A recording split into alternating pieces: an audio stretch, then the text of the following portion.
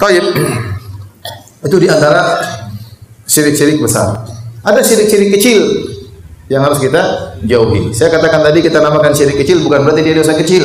Dia juga dosa besar. Tapi tidak sampai mengeluarkan seorang dari Islam. Di antara syirik kecil yang merajalela di tanah air kita adalah tatoyur. Tatoyur itu artinya apa? Mengkait-kaitkan nasib sial dengan sesuatu yang dilihat, sesuatu yang didengar, dengan benda tertentu, dengan angka tertentu, ya. Dan ini tersebar. Bukan cuma di kampung, di kota-kota besar juga. Contoh, meyakini angka 13 angka sial. Itu tatoyur. Itu enggak tahu dari mana datangnya. Ya, jadi orang jangan bilang, "Ustaz, enggak usah bicara masalah kesyirikan." Mana ada orang syirik sekarang? Masih banyak orang syirik sekarang. Coba percaya angka 13 angka sial itu dari mana ceritanya? Secara ilmiah enggak masuk akal. Bapak-bapak kalau pergi saya sering pergi ke hotel, enggak ada lantai nomor 13. Lift itu cuma sampai tidak ada nomor 13-nya. Ya. Kenapa? Karena hotelnya cuma sampai 12 tingkat. Jadi kalau angka 12 langsung angka 14, kadang langsung 15, 13 enggak ada. Sama, mereka juga tidak, saya juga lihat banyak lift-lift di Jakarta tidak ada lantai 4. Jadi lantai 1, lantai 2, lantai 3, lantai 3A, terus lantai 5. Ini 3A itu yang 4 itu, tapi mereka tidak mau tulis angka 4, takut sial. Subhanallah. Jadi kalau untuk punya anak, ini anak berapa? Anak pertama saya, anak kedua saya, anak ketiga saya, anak ketiga A saya. Takut bilang keempat. Akhi dari mana seperti ini? Apa khurafat? Apa? Kenapa 13 bisa bikin sial? Itu dari mana seperti itu? Gak masuk akal. Dan itu bukan tersebar di Indonesia saja, di mana-mana. Di Amerika, negara-negara canggih, mereka meyakini angka 13 angka sial. Sangat tidak masuk akal. Dan itu syirik dalam Islam. Ya. Apa kalau orang, saya tanya sama antum, boleh nggak seorang punya anak sampai 13? Boleh. Berarti kalau anak ke-13 anak sial, nggak boleh punya anak 13. Terus gimana? Ya sudah, anak ke-12 langsung loncat anak ke-14. Gimana caranya? Ini anak ke-13 mau diapain? Anak sial? Subhanallah. Khurafat. Tapi diyakini oleh masyarakat. Apa bedanya 13 sama 14? Bedanya 11-12 ya. Kenapa 13 bikin sial, 14 tidak? Tidak ada bedanya. Tapi orang meyakini akan hal tersebut. Takut sekali rumah nomor 13. Lantai nomor 13. Anda cari naik pesawat. Mana pesawat ada kursi nomor 13? Tidak ada. 1, 2, 3, 4, 5, 6, 7, 8, 9, 10, 11, 12, loncat 15 atau 14. Tidak ada kursi nomor 13. Kalau ada pun mungkin orang takut duduk di situ ya. Tidak masuk akal, tapi banyak orang percaya. Ini contoh, namanya tatoyur, meyakini nasib sial berkaitan dengan angka tertentu, angka 4kah, angka 13kah. Dan sangat tidak logis, sangat tidak masuk akal. Di zaman Nabi SAW pernah berkata, la sofar, tidak ada nasib sial di bulan Safar. Nabi juga berkata, wala ham, tidak ada nasib sial berkaitan dengan burung hantu.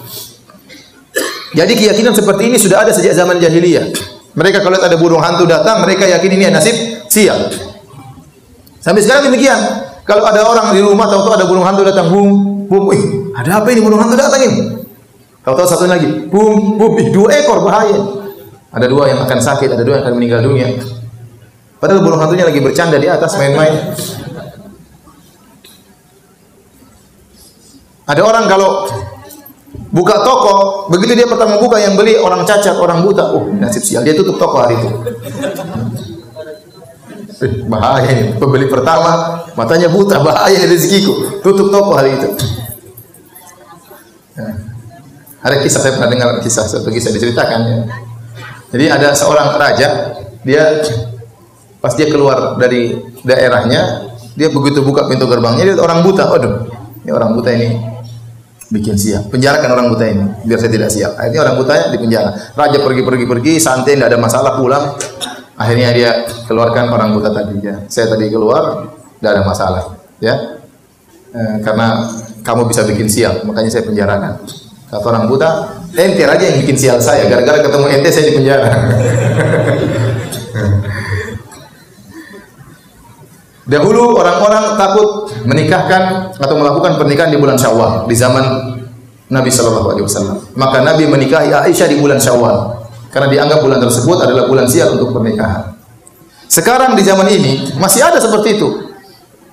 Jadi kalau mau menikah dilihat dulu, kamu lahir Kliwon, Pahing, Wage, apalagi dihitung. Perempuannya dilihat kapan lahirnya, laki-laki dihitung kapan lahirnya, terus dihitung-hitung pakai rumus tertentu seperti rumus Porkas dan yang lainnya. Akhirnya keluar, oh kamu boleh menikah nanti ya 6 bulan lagi karena sekarang belum bulan-bulan beruntung. Subhanallah. Saya ditanya berapa kali sama orang, Ustaz, saya mau menikah, tahu-tahu ada keluarga bilang harus ditunda. Ini hitung-hitung ini bikin sial ya. Hitung-hitung seperti ini bikin apa? Sial. Orang sudah kebelet ingin menikah harus ditunda. Bikin repot orang hidup dalam kesusahan, hidup dalam khurafat.